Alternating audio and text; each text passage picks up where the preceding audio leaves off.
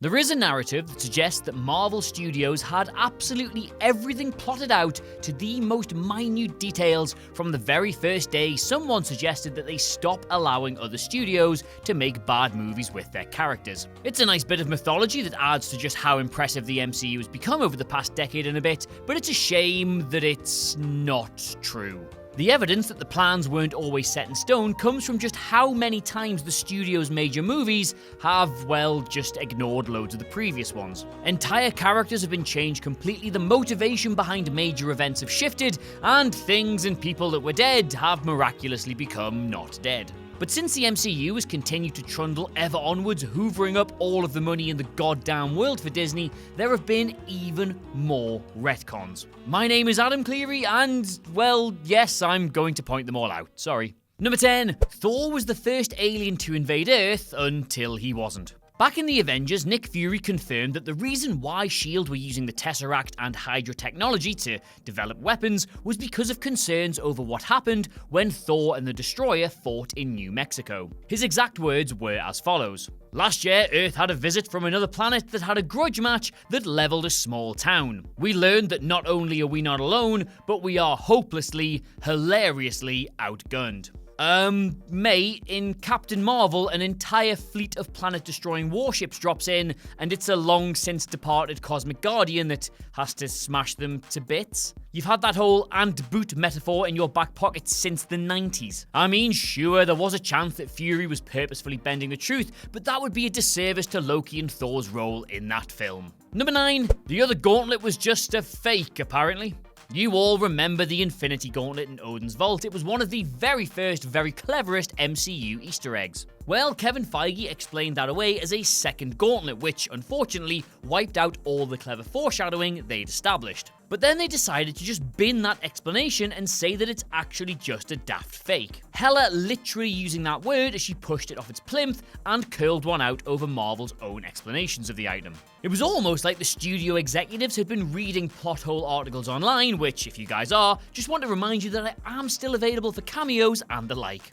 Number 8. Loki was never all that evil, despite doing all the evil stuff. Look, Loki is a complex character. Sometimes he's doing bad guy stuff, sometimes he's doing good guy stuff, sometimes it just looks like he's doing good guy stuff when he's actually planning bad guy stuff, and there was also that one time it looked like he was doing bad guy stuff, but actually, yeah, look, good guy stuff. By and large, though, he's meant to be quite evil. Weirdly, though, he has something of a heroic death, strangled by Thanos while in the process of trying to save his brother. And now a new official profile for Loki from Marvel establishes that most of his evil actions were the result of the Mad Titan influencing him using the Mind Stone.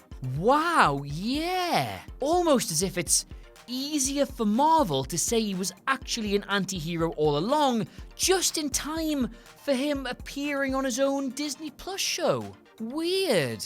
Number 7. Nick Fury said the last time he trusted someone he lost an eye, even though it was Goose. In the run-up to Captain Marvel's release, we were all told to expect answers to lots of the major MCU mysteries, primarily including where the new hero had been since the 90s and also how Nick Fury lost one of his eyes. The biggest hint we'd had on that one was in The Winter Soldier when he said, "Last time I trusted someone, I lost an eye." Well, the truth was that, in actual fact, he got all up in a cat's personal space and it scratched him. Now, yes, I know obviously Goose isn't exactly a normal cat, but what, Fury just lied about it? I mean, we know he did because he told Coulson that he lost it getting tortured by the Kree, but that's now 2 separate lies. Now, I'm not a super secret global master of spying and stuff, but I'm pretty sure that being a convincing bullshitter is a pretty vital part of the job.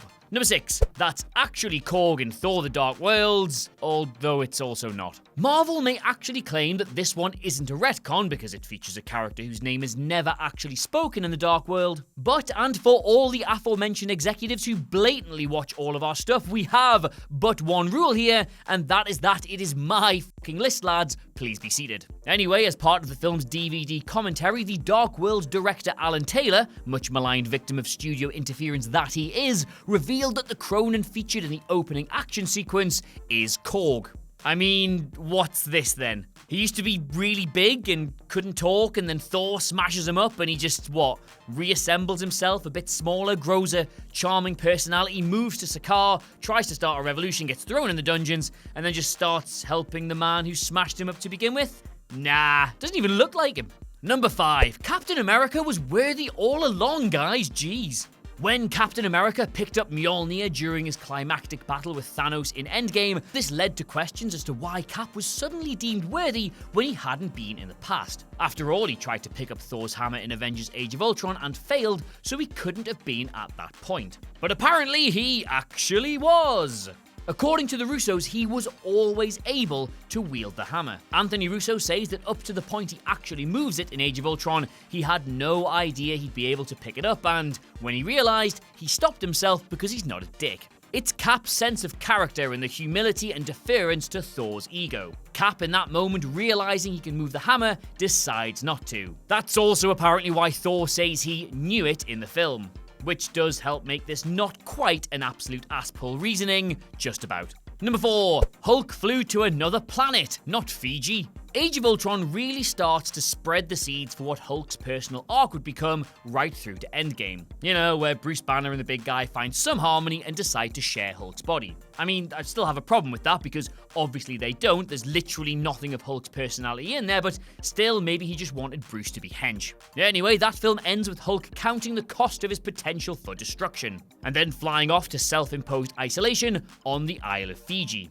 Nick Fury specifically mentions this. In actual fact, at the end of the movie, Joss Whedon wanted him to be heading to space, but Kevin Feige nixed it over concerns that savvy fans would then assume Marvel were about to make Planet Hulk. So instead, Whedon had him staying on Earth, which made precisely no sense when we got to Ragnarok and Hulk had crash-landed on Sakaar. Apparently, Feige just changed his mind about space and allowed Hulk to go there, retconning the whole Fiji thing in order to add importance to Ragnarok. Number 3. Tony Stark was actually curable all along, he just didn't realize it, I guess. In Iron Man, it's pretty well established that Tony Stark has to have an arc reactor fitted into his chest because without it, he would die. The shrapnel pieces working their way towards his heart are so terrifyingly fatal that sticking a huge electron magnet initially powered by a poisonous element into his actual sternum is the only way to stop certain death. If there was any other option, wouldn't he have considered it when the palladium in the reactor was literally killing him by Iron Man 2? Spoiler, yes he would, because of course you would. Seemingly though, Tony just didn't do his research properly because in Iron Man 3, it turned out all he needed was a really skilled surgeon. Right at the end of that movie, the finality of his injuries are just sort of forgotten as one procedure removes the shrapnel and he remains alive. Alright. Okay then. Number 2. Gamora wasn't the last of her people, the machine was just broken or something. When we first met the Guardians of the Galaxy team, they all felt unique. Star-Lord might have been human, but he had something else in his genes. Rocket was definitely a one-off. Groot was so rare that the Collector wanted to collect him. Drax's people had been wiped out, it seemed, and Gamora was listed on her rap sheet as the last survivor of the Zelbere people, just as she was in the comics.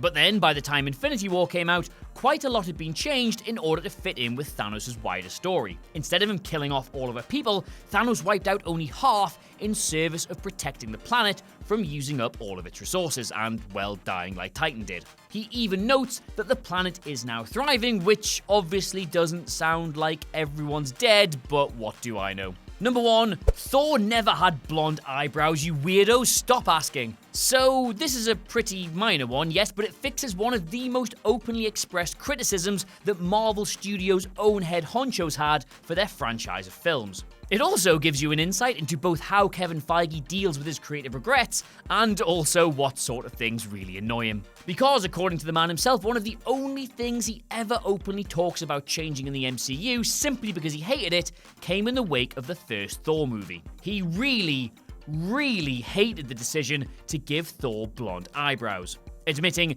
there are a couple of shots I watch and I'm like, oh my god, that poor guy, we made him freaking dye his eyebrows. That is ridiculous, and I can laugh about it now because Hemsworth is Thor and it doesn't need long hair or a cape or a hammer or 2 eyeballs to play that part. Incidentally, if that's literally your only real regret, you're definitely doing something right. And Feige did get his own way because by the time Ragnarok, Endgame, and Infinity War came around, Chris Hemsworth's brows were back to their natural tawny brown.